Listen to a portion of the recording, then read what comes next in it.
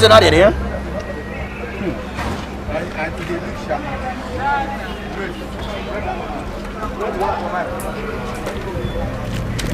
I don't say what more walking now. Big bag Baba, you want to go now, boss. What was your car? But when I arrive at the dinner, we will put at water. We have brought up back, but I think it's sound. My brother, I want to cook my easy. Why wasn't running over the bois? I want to mother want to win. Go in a way more. Oh, one did you looking? I don't so don't believe I in La Ho. No, anyone that way going to act like my apple. You go on.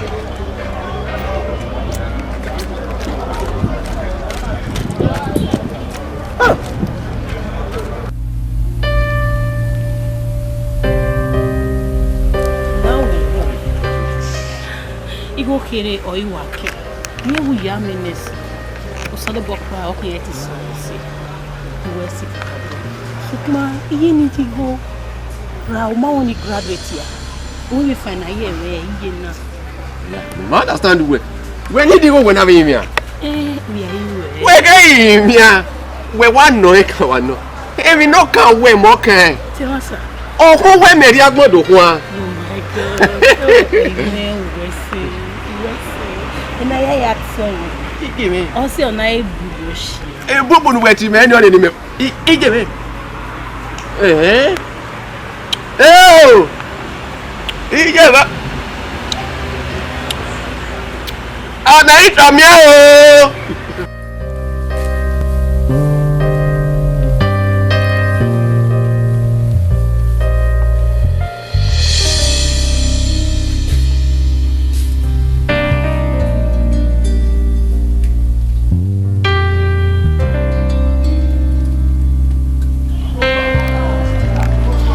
Way. You make it go well and work with Dori Asimamio. Could whatever one will get moon, young women to get no pack or get. Brother, I'm sure I understand. Hey!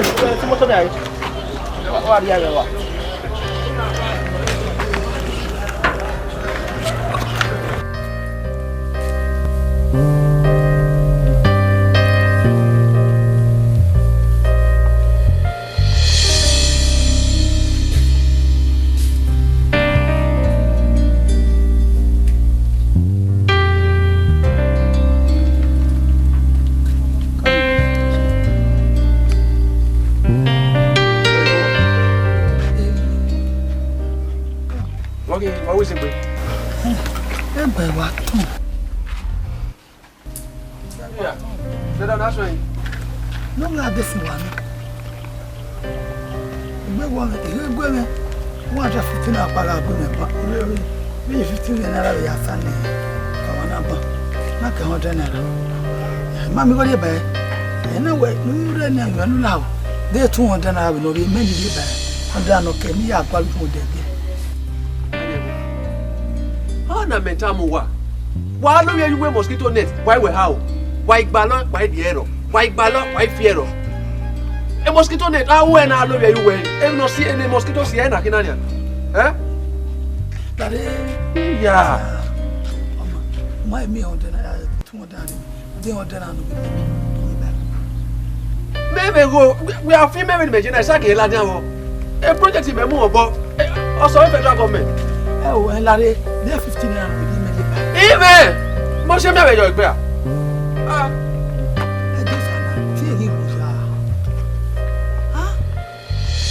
I will not tell Nima. Where Bayma? I will not jam. Tell us on when. They told me, oh, Hannah, I did a report.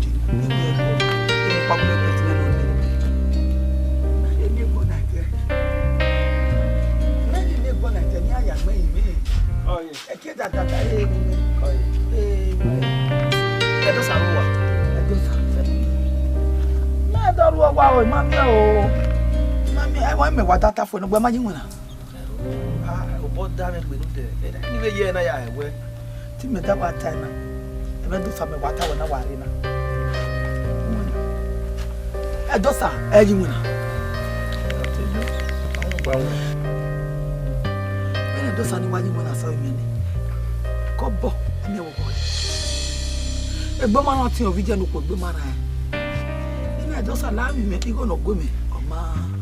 Oma se. No la no kwali go kede de ba ni ya de. Ya duhu. Edosa wo ko be bi kini. Owo afin, owo yen lesage. Owo mi se wa ye ri ati go gbe bi go. Imagine Edosa yi go. Edosa yi go. Edosa eje egbe opa. Odo la wa san. Ile ori e, itori e. Ona ere Edosa ya mu na ni. No pa ere Edosa ti amu na ni. Ona pa Edosa amu na ni. Edi o ya wu na ni le ya fefe na. So kuma de mu ni ma ni go na mi o. Ona ba ku ge ki no wu na na mi go. Ole mi kwa na dia. E te kwa do tama we wa mi. Ye no ga mata no ro ku ba keke e me wi ani we. Wa mo po yigo we ya o. Mu da ma mi o gba nwina. E sa to de okuno ma ye gbe ni ha. O be so we ba no ro. Le ye ti yi me we ani bai. Oge ama mo wa won. Gbe so ma ke zo bo wa won pi ota sise. O ha be do atu me. Me te to be do azene ni go nu wa wa. Edosa ezigo ni ma wo. Wọ́n náà mi gbọ́ yìí. Wọ́n náà mi gbọ́ yìí. Ebe ẹ bọ̀ ọ́ yìí. Ẹjọ́ sọ pé náà wáyé fi wá sẹ́ni. Yẹn pàdé agísí yẹn fún. Ọ̀gbọ́n kàn ní. Ìfẹ́ ìdòdó ẹ̀kọ́ ọdún akẹ́rẹ́ nàná. Dọ́sà ó wẹ̀ yẹn náà ni àgá ìdíkọ́ alátọ́ yẹn gbogbo ẹ̀. Ẹ lọ́kọ́ wọ̀ mí àná mi. Dáadé mi lọ́sà. Ìyá yìí rẹ̀ ẹ̀ tó wà níbi àwà ní Libya ni. Kamedosa nega ye Libya. Omo no polo, iyan wo ori Libya, o te sagades. Iyan wo odo yi fi, odo ara we nana. Odo ka. O wa ka. Ama ewi yen gbe karo e oni yen no ka wa ye fi ko wa pa na. So ko ma we, o te wa se ba e o wa mo. O e me ni ara pokuta ye po se. Ai we gbe mi kun e wa bon won. Gume ka ma Kumeka mae imani no digo unia. Emi no kokigo ya unia. Imani ne Edosa. Atu wotara mama onwo. O pe ma ni ameri bi won latan oni sendo sa wo bi e. Ale megbe we ri oni a.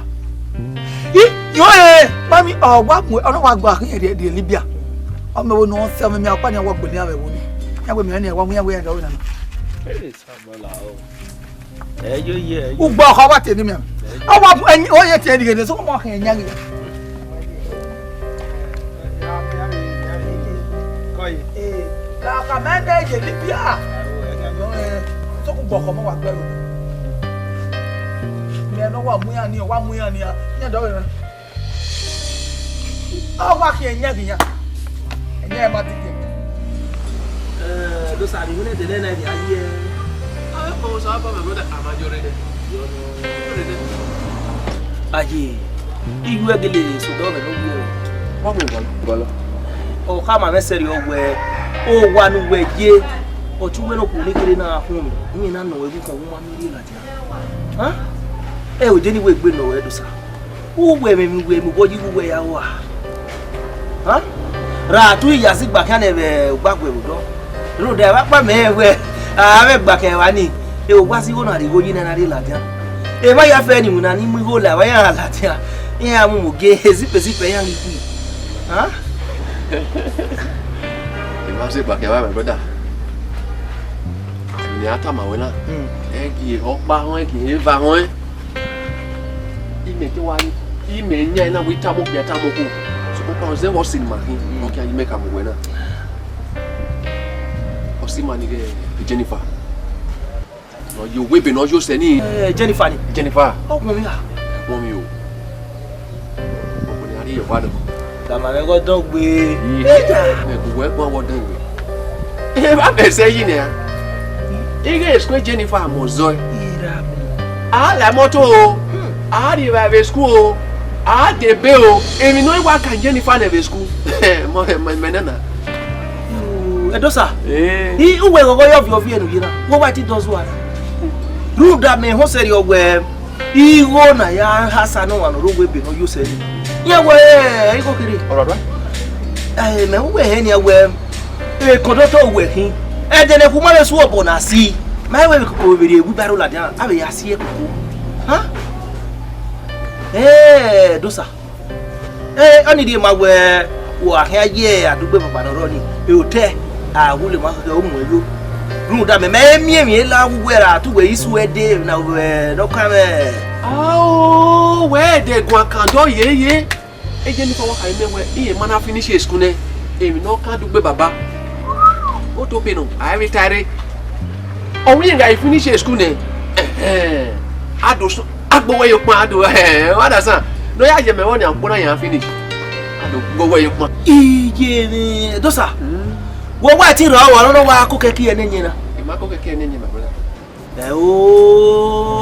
ge we wa ka ma we ke na pa ide gbe ti we ni we hi wa wa eni ni he ga ti we opportunity da o ya ka o bi ano ma se o bi abe gbe ba yi na no hu ano me no ye no ri ko la jan wo wi ye gbe fi o wo arigbo o ya mu mi ati adege e pa mi o mu adodo mu gbe ari hu ai o sin amu gi e anyanya kan yo yin si e da fo be ko la wa ko o gbe be kan e o kun Obo-Edin oh ni me pa no me wa we like ni e aga ko ni Obo-Edin we wa we le ma he na we kede na na pa eni we ri we nu sa o pe ne won ko o ri we nu we wa yo ni la o pe ne won ko e de we gbe pe nu we kai ba ye wa we yo pia we la ya be yudi ye we bere o ti ni me se we ade de tete emi ko mu dai wa me nu we di pa se na ni a wo mo ko o pe ne won ko o we we ni ni ma so we ke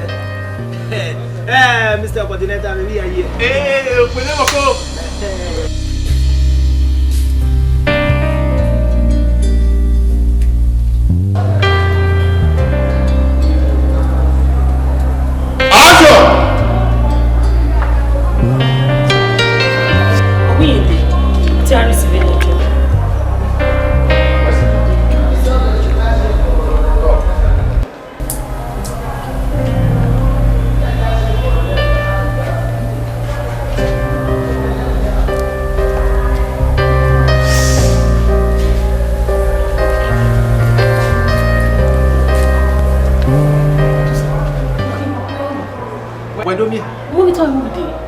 Uwadiae study object no ye me mi lopa enusa manari kiani kono na bila sita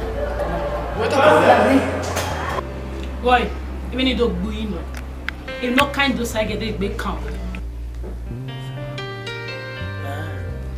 gwe kama we ti mo si mewu ge do sa so pa ri menoro agba wo anegi amu e mekin we ti mo mewu benu we yera me we ne ke we has ya meti o le cabin we re wona o ni gonu we ade me he ni gele wow e mo pale gwe ke ni tama I knew ni tama do san tama e mi ya fe ni tama de ya fe ni boy tama me ya e de no de gbe bu mi ade wu bu ode e mi a o we re wona tu ki an le o gbe mi ro pa o gbe no team we kama we o re do san lo ni ohun we tu mi ohun yen e o tu mi o de wo ubere boni ni osa ya mo melu ye kezara ewe ba kin ade do ele ni na ma polo so yo sa ile osu eke ezara su ade do yen what ya mo oni ogbu wo melu kuma tama awe mo ma e no imalu e boro pa mi ino gun useless fool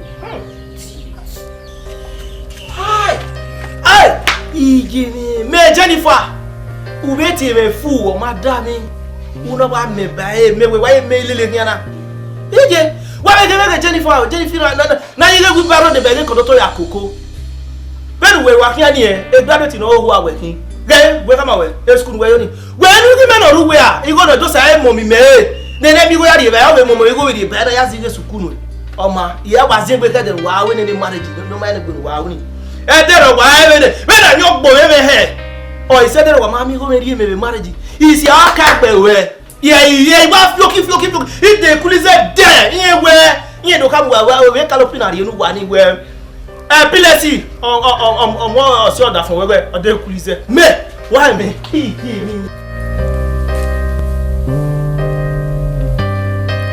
edosa we maka me we yoku we wa kin O yo kururu okay. I obi budo kire ni kwa viri ni wedero. Umi na ya ti mama go we da go we. E una wa ku pa. De moto la o do wo lo yari e we be no yuse. Una ba ya fanu nu a no ya ka me Jennifer. Ah.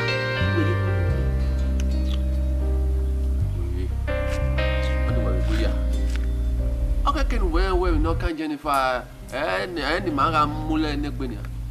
If no can Jennifer, more can no can me Jennifer can.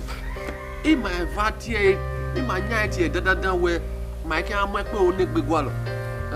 Whatever my man will met me Jennifer, it am my own. You will go ya.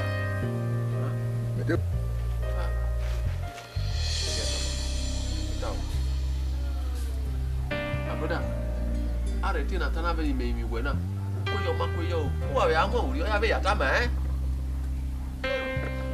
About the nether, We never come. but the nether. E, no hope, no mammy, any big you hink ba. When I ask the book, oh, we may manage this qua. Oh, we may fool. What am I about damage? So, Compano, no damage. What you yanning me? Oh, hink ba. Oh, give me. Maybe I never no many fool. Who may ye war. Jennifer, I rob you, or make away. I can where more way that way. Was that what on the area you were? I think we're good, yeah. Everyone anywhere near boy. Eh, Yapo, wife, and so Compano, if I tell good, who we were woman. Me are the Bobby who women are on fire who are see a dear, who might let it dear you are definitely. No, go on the brother. If not can Jennifer, I got one day. Don't know where to go one day. Where Boomer did Jennifer, no doubt no yata mamma, where by greater man. I want mamma telling you. May we be able to me here. No one can wear Jennifer or Ronnie, and we become a cow over it. Or Goa, that go away. We are brother. I go to a dog of fun. About the letter. Wari bogi afio vevio. Wa baza. La be ran wa ke mo. Do you satono na wa ka. Ba go to a dog of fun hotel log be do yo go e pa. Gaga ke mi o ya ka me Jennifer. Dog ya ita man. Ka de me no ya ka. Iyo botineta. Ave we go eh.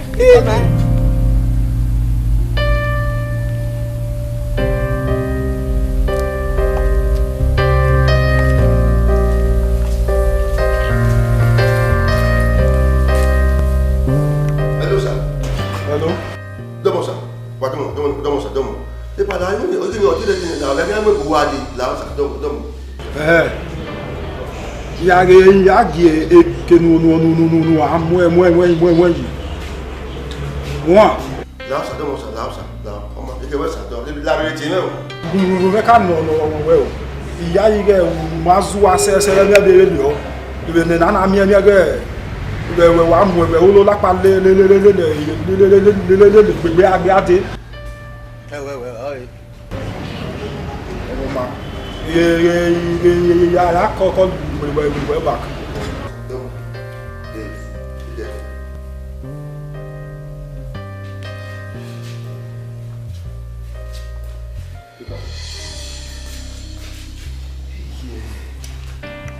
Valentina, we are all fear we don't you have a loving problem. But America, I must go back to America. I must go back to America. Opportunity one. Open never one. Ah, if you go there now. Me ka lu wa. What I look at. You would have to go away. Try very. The die on area. I'll fight anybody. Okay. I don't understand the comment. Wa ton. Enu na ri ba ye gero ne we won ama me we ka wa wo. Oh eh pepper soup yo satona mi. I might like eh o se magino fire gbe. Yeah. Oze magino fire wo pa won ya me ma won. Me ni ka ma ba we ja won ebie kwa na pa. O ki awon ebie ke pepper soup de se ge ani. Ready now.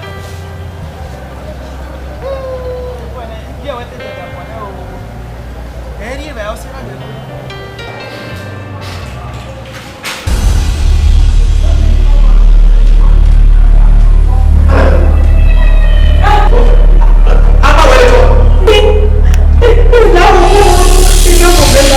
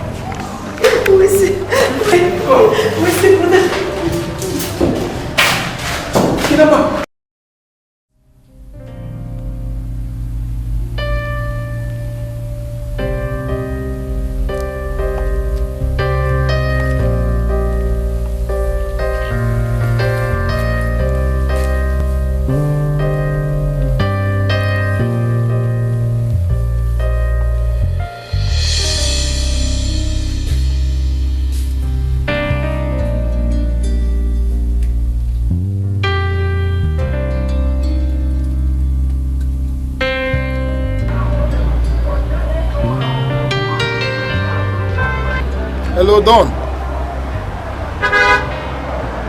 So then the girl, you go there. You go there. Oma, no shaking, no shaking. You have people the girl. All right. Oh boy.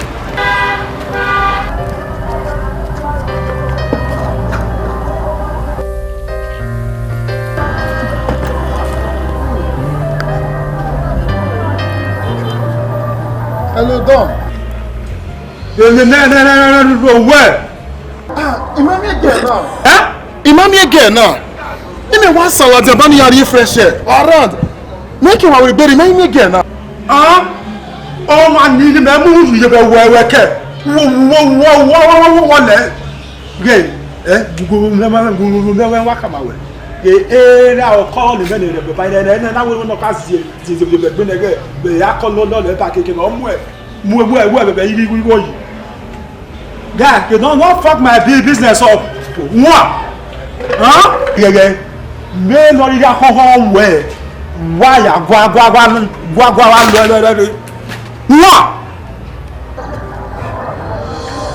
Oh God. Obo-Edin that when ni bia. Huh? Anyo wa be dem ba na no vemi do ayan gbiri.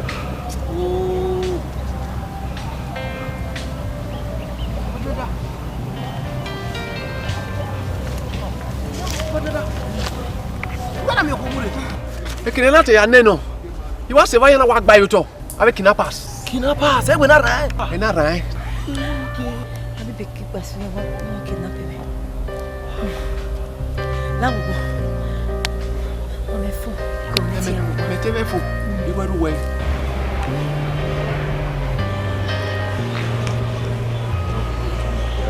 Hello. Yeah. Wa mu ebe ibi go ni ari e o tete bibi je ba pass le sa play road. Ça veut le pas dans les prix. Il a fait ça. Donc, idée ou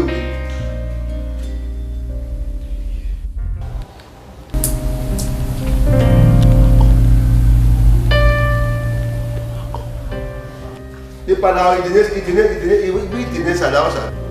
Daddy, me no Maris. Maris, why? Okay, Daddy, Oluku Mayena. Daddy. Yes, we were there. I be kick me so here for me. You don't for me. Daddy, when you come when we go to Marapala. Mama. It's I can go get mama. Maybe say flash and what we have. Do bonala yo do bobo. La re where you na? Puru la kia wa ku wa yena. Ba me moto.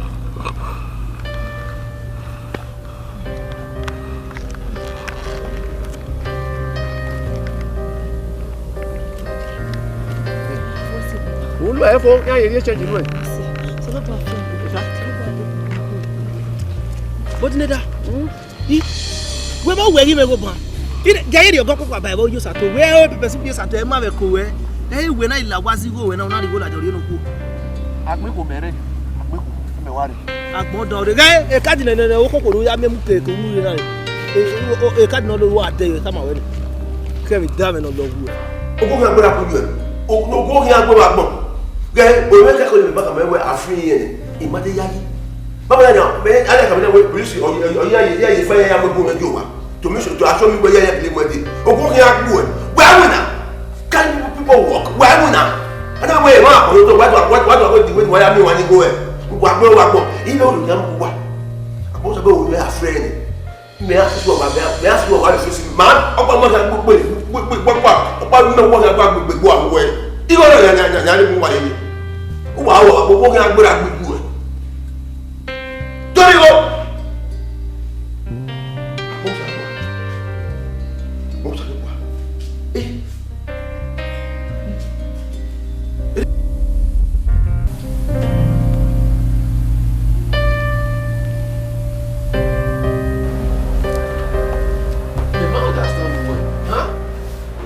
No, better you. Who come and warn you going to case this? Huh? You can be going in a pogo ni like me going. You can't be a rowa, a TV rowa, if you a phone in the area, if you huh? Bamewe. Ah, we better never away. Where women are, what women are me? Mother, sound well. Muja. They no more understand. They will no more understand. You know where? Come at time away. With the way now, when I ya. Uwadiae no there Uwadiae we aya o ma coming now. O coming. Going. You go no work carry oil NYC shop money.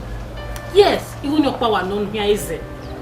But what you only mean now? You go here again. You money and transfer me ade Maduguri. You ma ade NYC shop money ni ya. You transfer me ade Maduguri. You Maduguri na ya me boundary to with Cameroon and Nigeria. Yes, no carry na say Cameroon. Well, again now, I'm young at Maduguri now, 3-4 years, I can me be. You only ask NYC shop money and now near making now move Mexico. So that I'm here here. Oh, there go. We are in the Caymania, or make me understand. Or say, what Kaka Mamma? You want where they have been, you go. Then why I didn't go now? As fast as possible. Well, what you didn't go men now, I were digging. You go your power no. You go here giro. At the morning. One day. That's my boobo shit. That's my boobo shit. Boobo shit. That's my boobo shit. Yeah, I buy the morning. At the morning, I hold.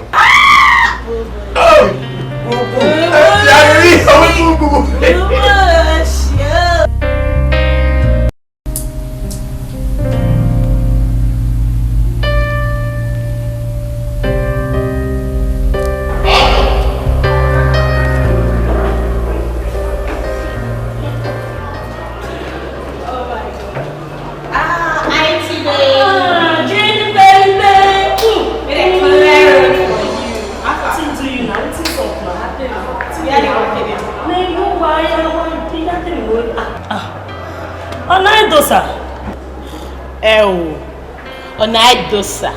A dosa or a cousin on Atia Sassy. My sugar boo.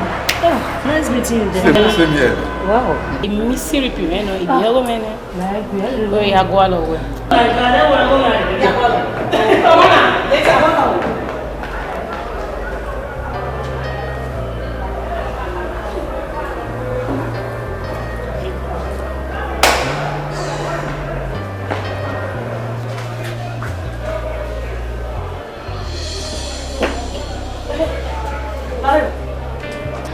Don't know what could be Lanjama. And Ekin, we do not we were like a. Who were like a. A big way. Mother, I'm going to pass. Open on zero no from your year one. Who can't graduate no one movie for. How way, how will visual be a be our way. Better go when who be on one with a sea. Oh, mama, woman and not talk about wasabi, baby. Get Kerenapa, you mount the breakfast party. Can you wet, you mount him out sick. A friendship in now, you burn or wounded. I don't want. I couldn't finish it. Make one for you mount the baby. Yam, you're working in your way. 1 minute. Eh? More he cannot tell me, ma. Oh, Mamma will say, you have a yaw, Nikki working at Yamiwo. Yamiwo. we wa le gun la gogo la mo e po ka lo de we me boyfriend ma wo fi asi so when you me boyfriend dey wo wa je ma mi alone I mean discussion about you ne boyfriend I want to you ne boyfriend ma se we go jie fi area akuna Good. Ana mama. Emi ya no tele go. Salobo aso. E po nu we na ri wo ni. Eri ti o ye yi. E po ni ki a fun yo. We si. Ope ni ke eni we. No we make it tele we mama. Bi pa jo bi jo bo.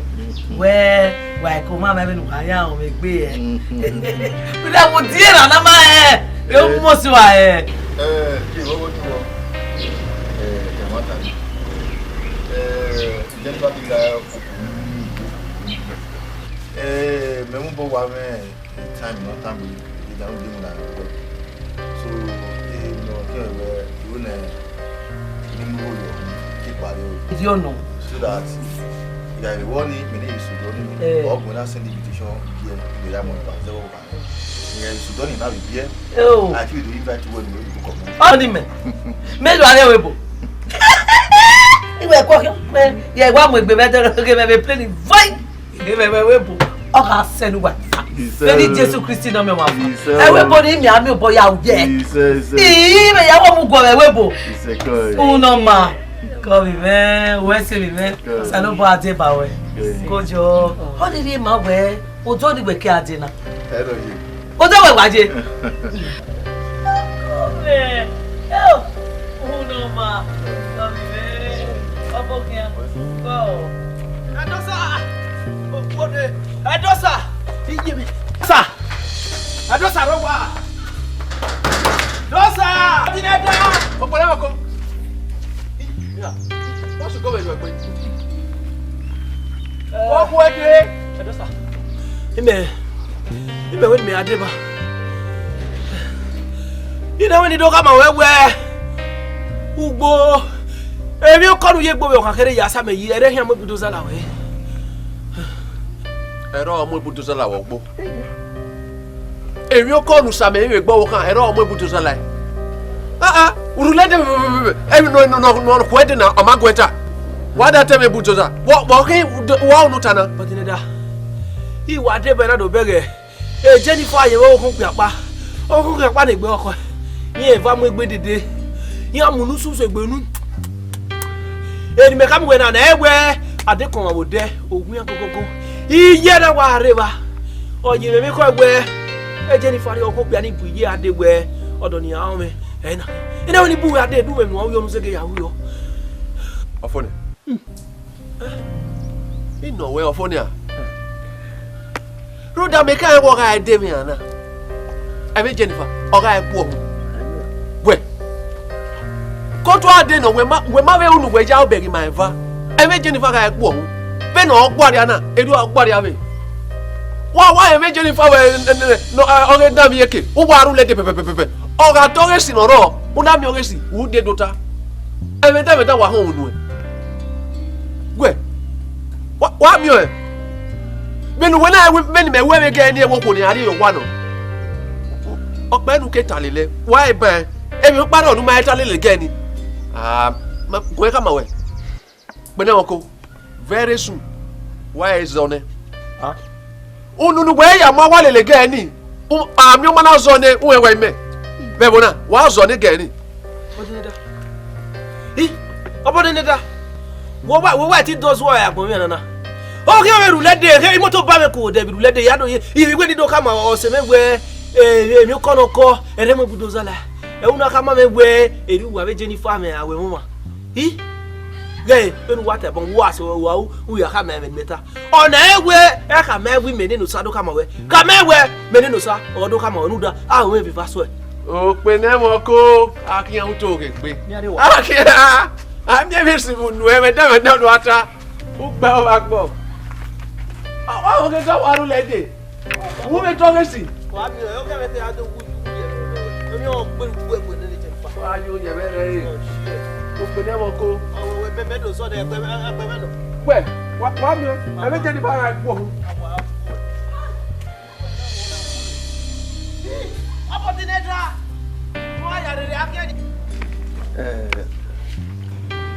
Àwọn ọ̀rẹ́. Ìṣèdí àrùdẹ mẹ́ni o. Ti wá jà ìwé rí o. Rúdà, ìmẹ̀ẹ́ nínú ẹ̀mí náà wẹ̀, òpó ni mẹ́ẹ́ àríyẹ̀ yóò wá. Ẹ̀kẹ́ sábà yẹn gbóyin mẹ́ẹ́ rí o. Ìyẹn lè lówó yẹn lówó rẹ̀ ìwé ìgẹ̀ náà wẹ̀. Ẹ̀dọ́ wẹ̀ àwọn ọmọ ọ̀pá bóyin ìyá sì nù yé ní ìdó náà. Dẹ́bàtà náà.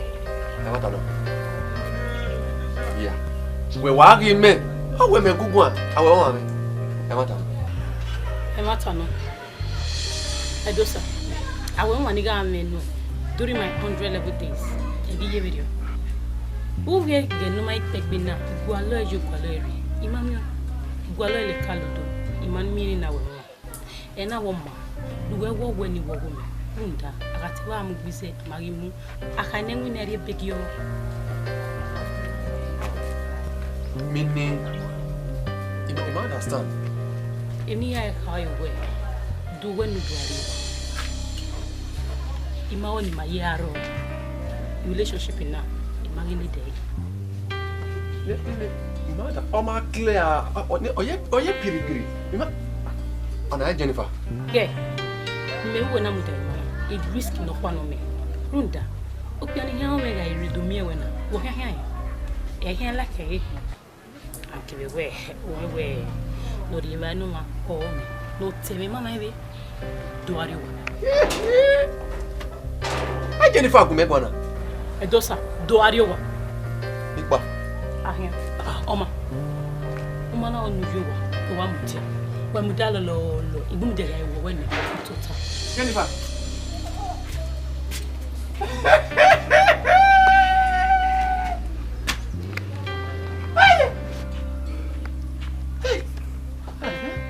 Body neda se me wa kiana. O gbe na won ko ma gele ba ku bo mo body neda me. Jennifer. Wa ga gbon we. Ege mi na agu we gun age ni we. Uwe ko ke ki ene nye mi gbe bo sege. Na we me he ori gbofo ye. We ru wa we ma we won wa ni gbe. Je we ni ha. Ni me na ti we body neda ni. O ma ikina we ni. No wa da me se mo we. Mami go le gwe bo gbe da pure water nu wa mu benu rio ya yemi go se we ni ha hai emi na melina ogodua salobua wa do sa gba no ro ni se we gbe te mu sa gba yo roda emi owo no kon we o de be ki de tu we ri de ni me ga bu we re ni e na ro pa sunu ga gbo we ni ha the little boy. I'm going to go to the Naki. Do the Naki. Do the Naki. Why, when I'm going to go, I'm not taking one year. No, sir. When you tell me about what not the wild day. A dosa, your matter. Don't fear any web one. You may know me. Oh, not boo. And what is soon now? Get time, man. And I'm going to do time. I mean, Jennifer, see you. Jennifer will come. Make up one man who has to know Jennifer. The Jennifer again, yeah. Jennifer, you want to? Oh, the can't come by no my the side. Jennifer, those are take away in here is ever working. On a walk a way a year one weapon on yourself. On our school fees in there, Jennifer. Ona gwe Jennifer ayi we be la jafone yen di edo yi ka me we ona ko le hian di o so pa akopo pa ne Jennifer yi la jabe school na Jennifer na ri abe bu e yi ade ogbedo sari o we go no say ehi agbe say ona do ri hun that wa hey dosa e want am awo emi no tana e want am dosa wo pa siti wa so abi na wo pa siti wa na ke no diya wo ma ya mudare dosa when you go video oh we you na wa to pa ya ba le gbe ki ya gba yo bo ki ya wa wo yo bo mo gele de yi gbon do yi ka kono ya gba li go gba lo de ma ga sok mo wa na wu me go we ke no ka we jina wu ka ba e kuni go e una mi go lu se lo ku Jennifer una ya zige school ne i dosa we am a couple. Who will you come when you fear? May I maybe.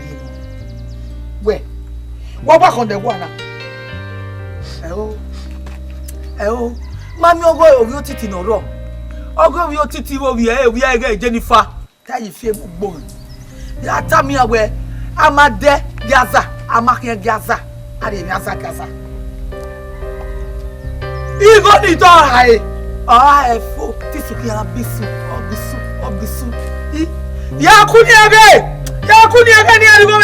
Yakuniage! What's the money?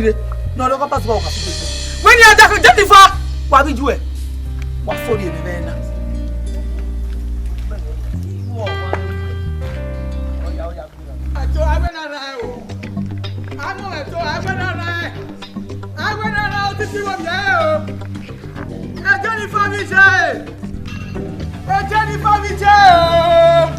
I'm on my toe, I went on. I don't know where we're headed. Yeah, Jennifer on the tea. To a boy. Who will lay so a pallet. You went to Tamam. I when I guy. Walk on the way, Jennifer. No one, no boy, no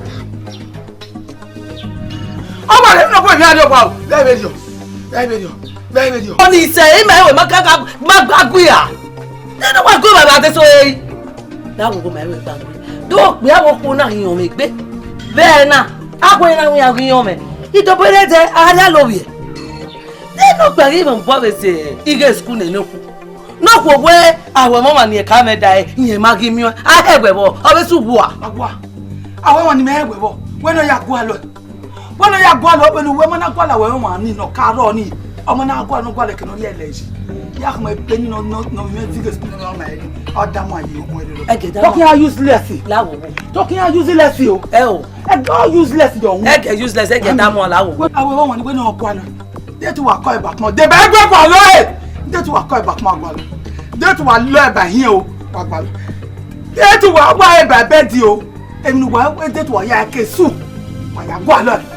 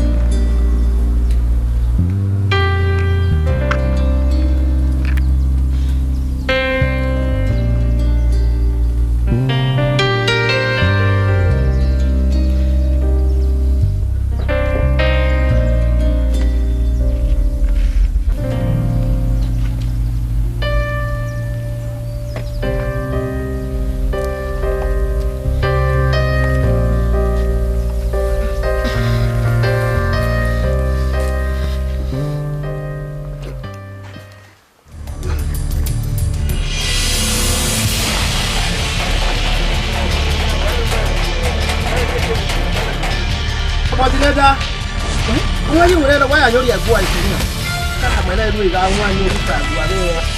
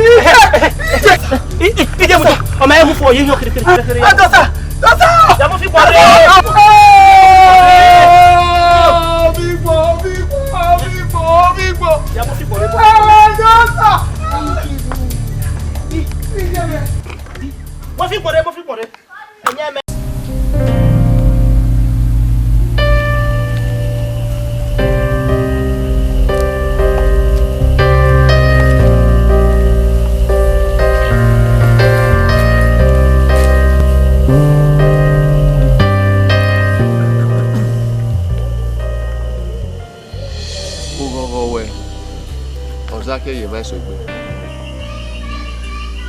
Ugo give me. Zake, understand. Wa ya o ge gbona lega. We ne gbona senani. Uga Ethiopia. U ya gbe. U gbogera noro. U huon U mwege ya kemi ukoyo. O isege no aya remi ukoni. Anu opa iwa ladia wokiako. O ya remi ukoni. Okiaka ye we kuwe. Owani. Oga ide nini mi ukoyi. Ni mo li kene o. E ti mi e igbira runga. Owa di ma aguyi won. E pin ni gboma ya e mu fo. Wata. Egbunyi beberio. O wenyi dama ni na. Wa ono gogo aro. Kebe weno fumi gbe agwo mani. Ukire wo.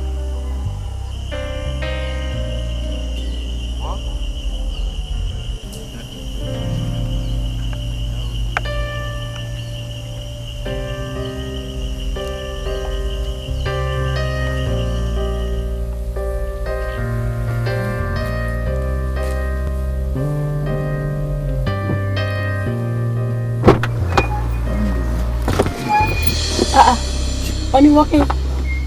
Papa, where you were at all? Who are you now? What's no? Mi na ti wa, ho ti wa le mi mo tun. Oni ade o. Idoni, yeah, you mark me. Come. So let's go.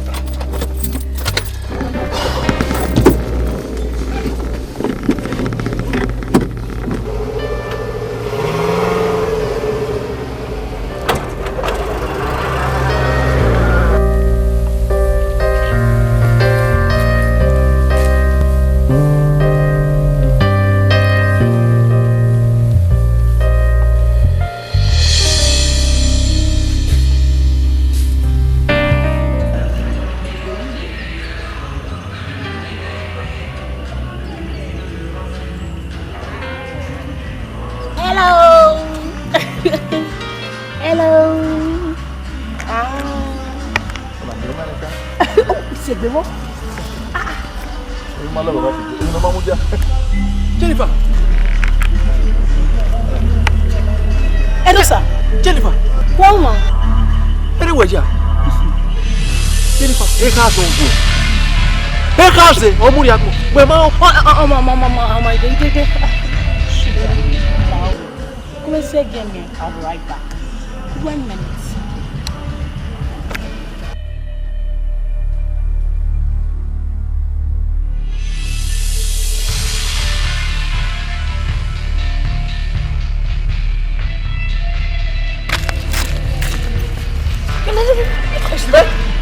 Si mo poro na omo mo ke na si mo bo. E o la re Edosa. Wa mi una le me yuli meri. Go ekpo yin. We uno do mo be be ya. De gbe le meri. O se no se sinawe. Jennifer ri weje. Bia she. Wo me mi no sunu da me. Wo sunu da we. He bo na weje. Wo ba wo ge mi te agbegbe mo aba me we. Anyway, Elmoda, the days of having love with Tokyo when in Yagbira, I can learn. Oh, no money. A big bill is very, no meal that for me to bring me a connection in Yago. Or having a damn move with me, them. Or having the baby so out. Oh, a bony compliment. Ya compliment on you are dead. Or we're full. A big bill is very. Jennifer go megwana. Oh, Jennifer. Jenny, baby.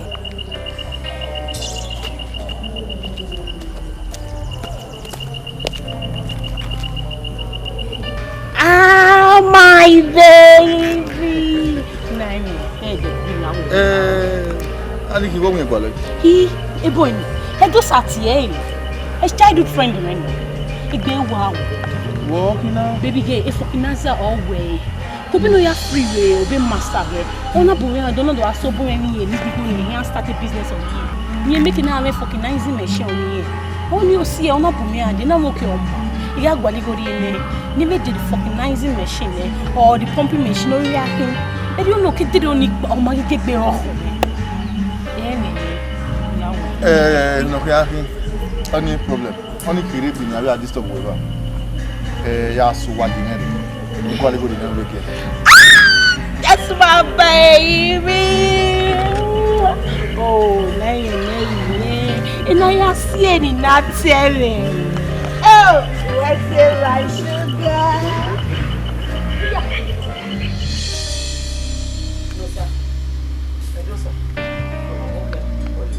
Someone say, well, really, we are doing a day, and now your daughter or daughter from me, we in my or say, no, now, Remana, Emma, Nega Remana, we have it you are, or tear or that from me, near nothing. A booking. A booking, don't say when I want to go. We are the school, we are giving Yana. Now, we not big again. Uwadiae, near where you will we are be. So, Compano, I will be there. Among you, I will be what you will take Manas of you where you will have a load. Here I think 2 no, I will not calculate. You go more a gao. I'm going to do you Ulawo. Umi my, there will swing Ulune Lawo. My Ulu Apollo Lawo. Imo? Lao. Why any one melon? No one about Lovigo is a lofi. Do sa. Me, I want to make a melon, you go in the melon. Apple of why I am one. What Balovi go your selfie?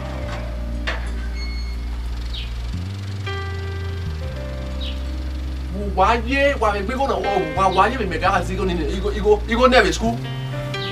Why we go now? Why you make the nanny go? Edosa. Huh? I may have that. No can or raw, I mean a gun or raw. Moga or Tomoga, Moga Deya. Who why ye? We may gas and go why ye? Huh? Yes, I get free. Oh, you want me to go? Why is it of money? Them no money, huh?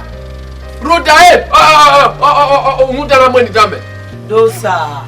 You go down where begging now. Every woman I came well at ya. Oh, why? No, can we go show? Eh, my good one. Oh, now we go on a money man.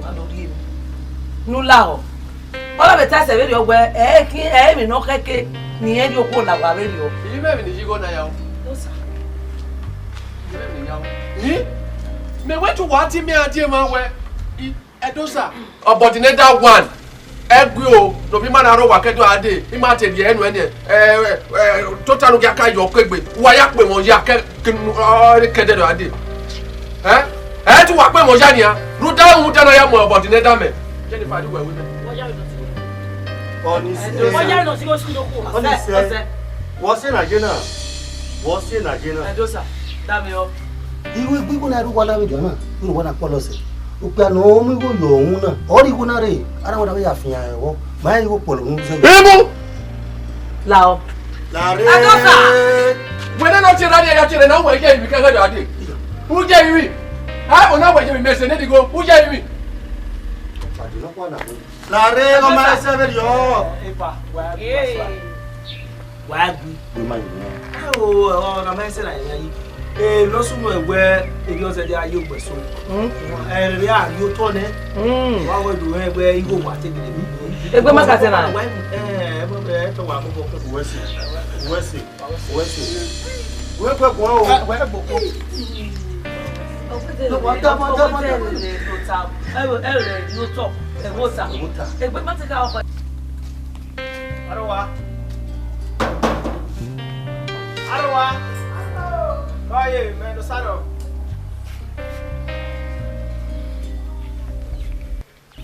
Oye.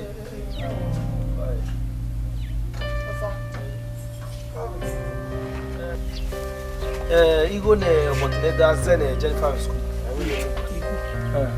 Jennifer we titi. Igo no me lene. Why am you? Iya iti mama avanaba. Yana woni ado sento dosa. So mama say wa na mu yo mu re osukwa o. Ohun ye mu igo Where yes, I think you at there. I won't want you. I don't want more. Maybe I will go like a minute. Me, when I went there, no, you go now. Yeah, me. You look. What's it? To a walking. My bag, I don't say, Obo-Edin that gale one on fear. I want don't we go to learn who? Whom we go or no we own. Where's it? One little money to go now, very maybe. Oh, say me, yes, me. Oh, because I'm a dear bag, yes, it's working. I can remember do your face. Oh, no, I ask me, ya bad cado. You gonna remind me. You gonna really, and when I ask me, now I have working. Okay, my foot. No, I'm where's me? Jennifer. Or you go now with a bill. Or my little you gonna give out. But not return Edina. I will give it man. He said, I put what the every miss all town. Say, yeah. Hey, help Jennifer. Oh, where? Who are you from? I said you want me. Oi, you are baby. I'm my man. Where we not the call the sort of you? Where? And the guy are waiting.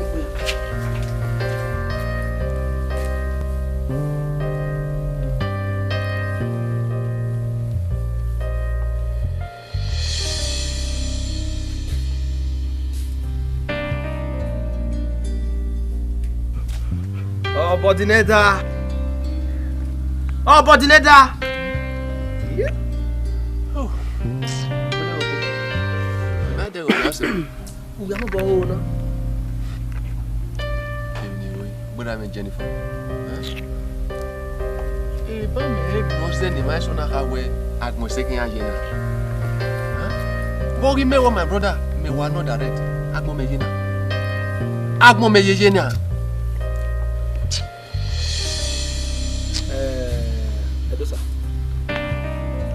Say we no ya ne gwegwe eri agbo ba gbo yin ku kan we nu de Jennifer o ku no ma du we yira agbo ani we ye o ke igwe kama bi o no ke kenu gba o ye na o yi o be no ya mi go no kokon e o ewe u ya gwali mu na no ma o yi gwali mu na no ma ba bi go no kokon ala re we ha do ga eke ne na o ho bia de Jennifer ru lele na nu di go no ku e o ye Jennifer we ikura mini e mo bo iwe mo bia igo agbewe him gbeni ya legbe no tama wa o iwe eri Jennifer ma wona o keke no gwali mu na no ma ni go no kokon mi na so nwa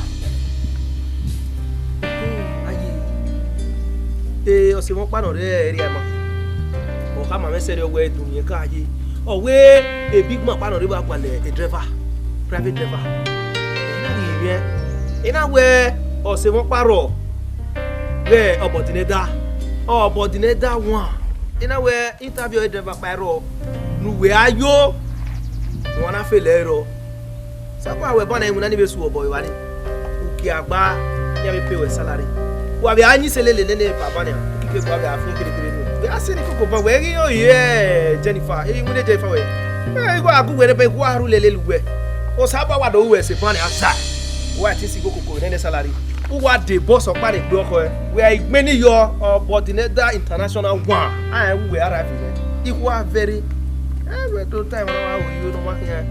Oh, say my brother. You may young away. If I were to do tema moon.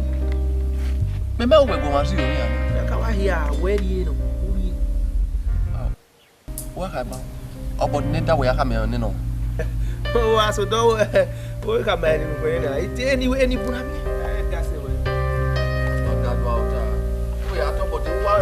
Obo-Edin down one. Go ahead.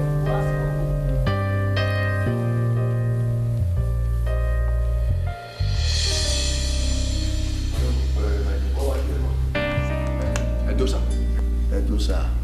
That's good of you. What about okay? Cabo. You know, boy, you did that. How many years it's been with me? 6 years.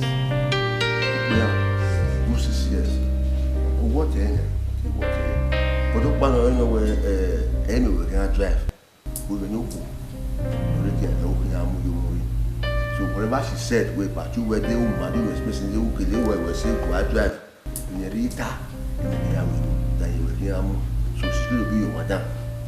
So the art here, so when on a test where who are drive where woman who are fear fury. And here we go.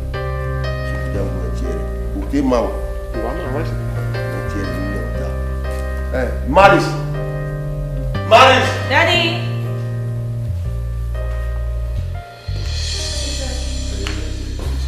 Maris, Vamos. where you know my woman in the quarter. I want to feel happy always. So you don't want to never know how much money. My mommy.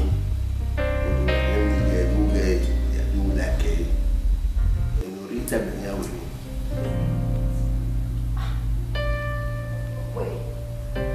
Oh, when my free will complete everything I did. Where? Me and Balo it up. Daddy, and when I am free, maybe can never sit down. Yeah, it saved my life. You made me fun. Hey, what are you? Get on me. Hey, Mom, Daddy, I think I'm like it. I already approved it. Are you sure? Yes, we know to drive you, eh? You want to? Oh, my Siwano. Mama, c'est mon frère, elle est là. Bah, on se voit pas faire dire.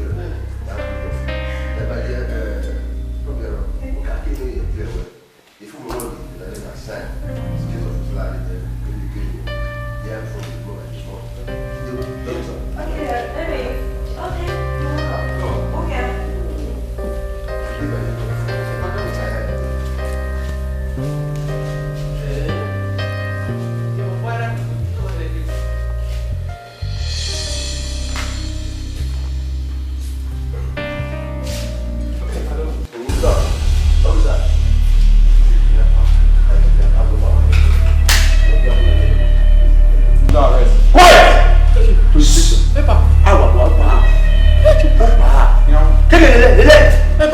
Tu as fait ça, tu es criminel. On dame, et pourquoi dis moi voilà mais on va dire on a héré ou des sneak ou des gris des quoi le héros. Bon il y a bon il was there. America be here. E ma we do ni. I can me we do America. He was there. Where? Before you were was. Iye we ni. Oh no my man be. O do ni babe. Babe be wo. You are a tomato.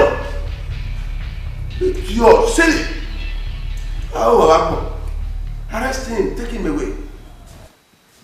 Waka, police on moi, do ça, do ya moi kidnapper. Kidnapper. Aka mena kuda yi go mayo. Aka mena kuda yi go mayo. Aka mena kuda yi go mayo. Aka mena kuda yi go mayo. Aka mena kuda yi go. Aka mena kuda yi go mayo. Aka mena kuda yi go mayo.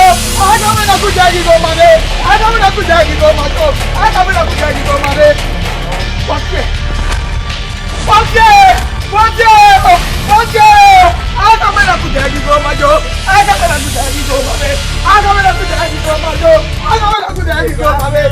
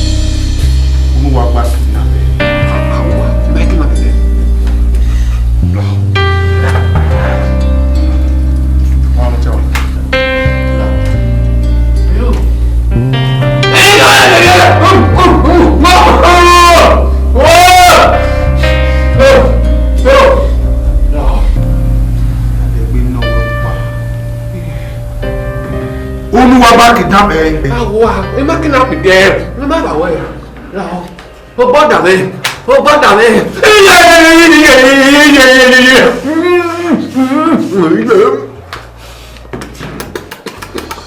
Quiet! Yes, sir. Mama, tell what? Who are you now? You know why? What? Ẹ má kí n àpì dẹ́. On a eu ton mieux. On a eu ton mieux. On a eu ton mieux.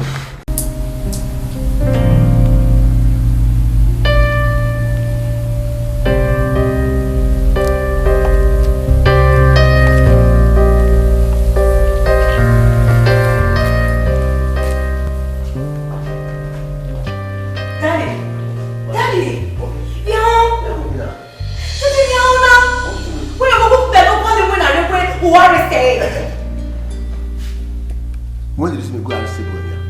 When did you see me go and stay boy? Damn, Obo-Edin is a criminal. At a point, I don't know you boy. He's a kidnapper. When did you see me go and stay? Daddy, this is not fair. Well, my I mean, I'm not saying maybe I detected away boy is a criminal. Who that boy at a point, I don't know you boy. When my guy, who will M.O.P. Moira, my boy, he a bathroom wet. No, make it the bad with me. Oh, yeah, look how where it's never make an employee or where all the value that with me.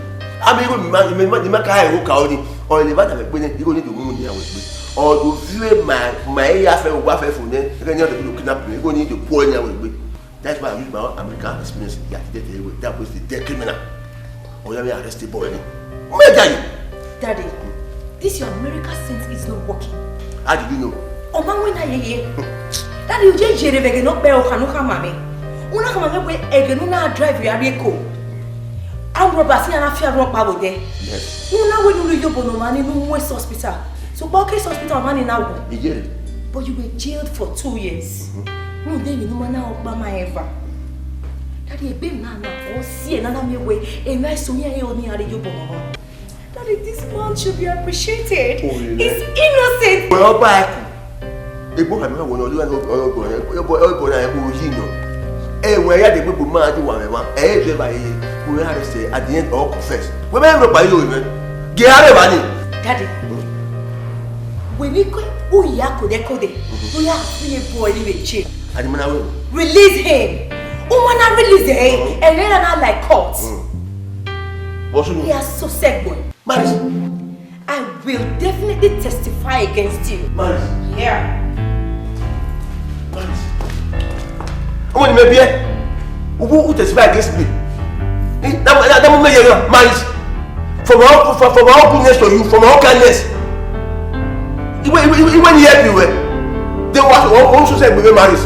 Our mama, me. What they will make by America? But it's so right, man. Then we marry him when you want be tomato. You are a tomato.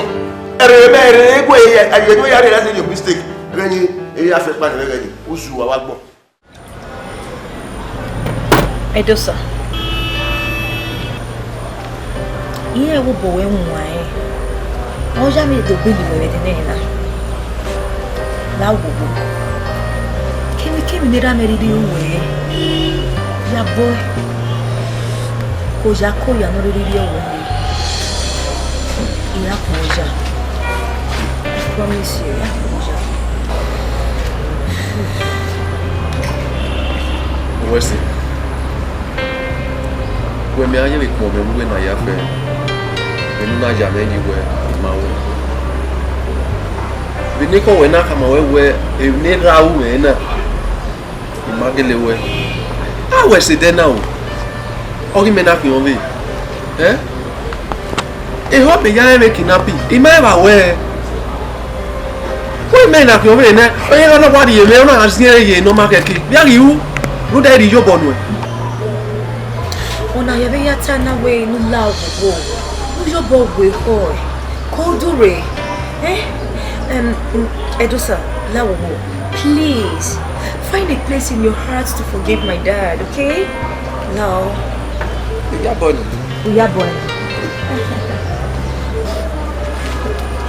Yeah, you are your boy. How? No. Okay, step down, you know. I need the phone.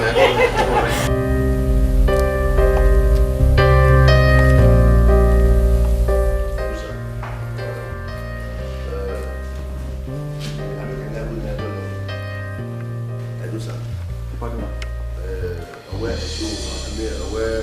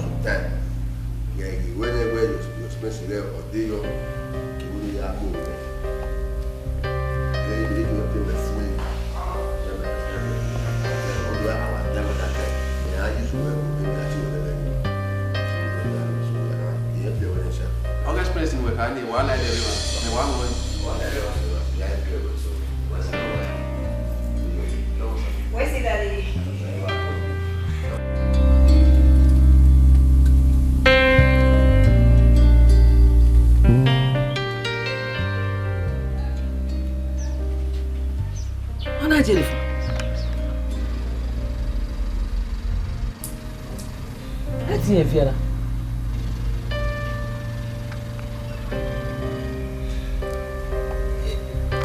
Jennifer! Oh boy! What me I was doing?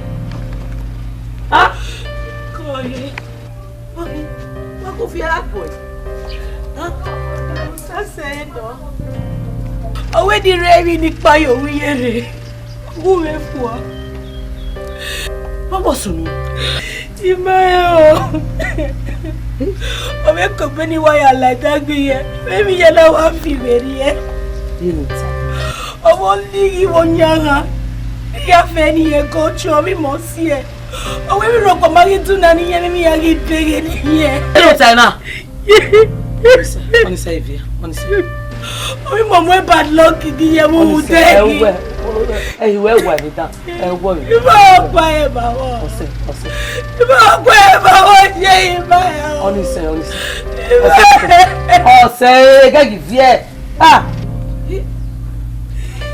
Jage. Edo sa no mo re le tele. Edo sa no me fi. Ni gbe go edo sa na gi fun. Iba na gi fun. O je ki no kwa ona ki ni je. Obi de ne kele no ku. Wa mi school ya mi. School no kwa. School na digo e ori eji. You ogi mania e ku me na ti e bo ne gbe me ba ye ke ma ri ye. Me ba ye ke ma ri ke je na. Ha?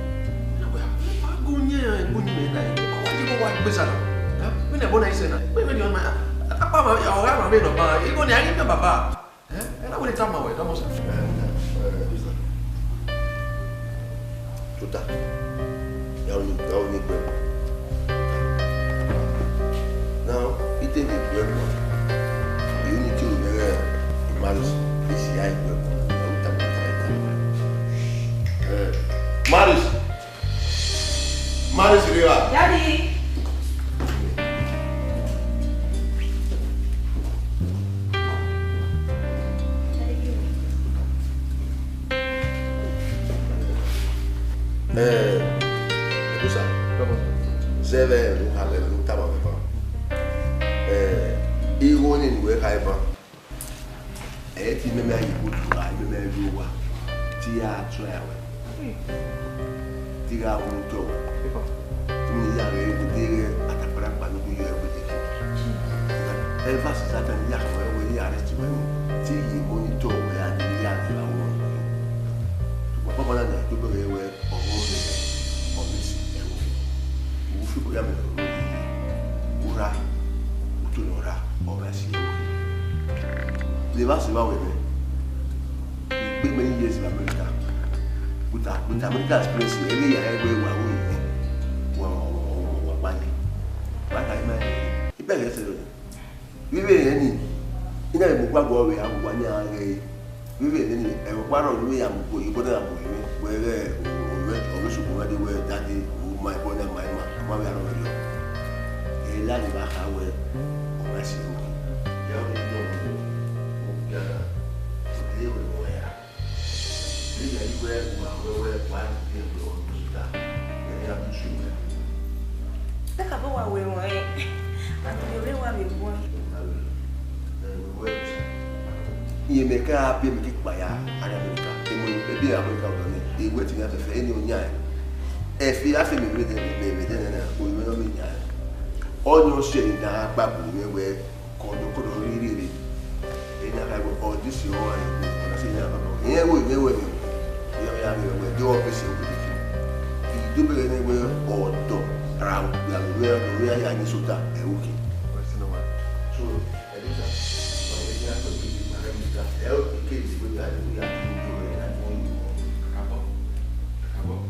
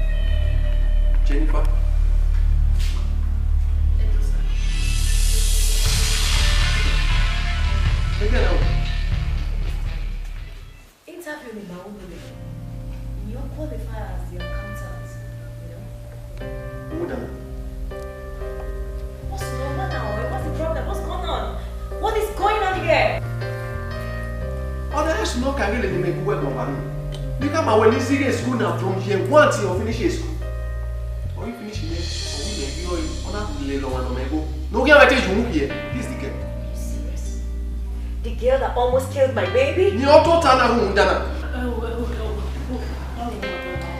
la do sala you need to go and wa ngeri popo isu wa se su ayi kino ye we pa pe so ko be we before you went for no we lo pa for again now say mi mego di ko pa no ma mi me lecturer choponi e ke na mi e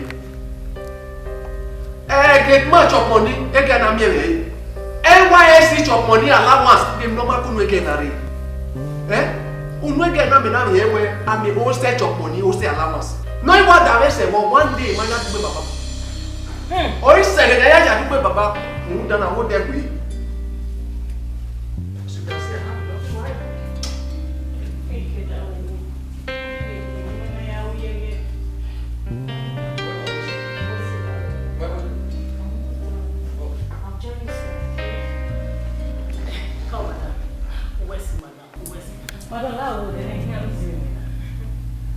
My dear.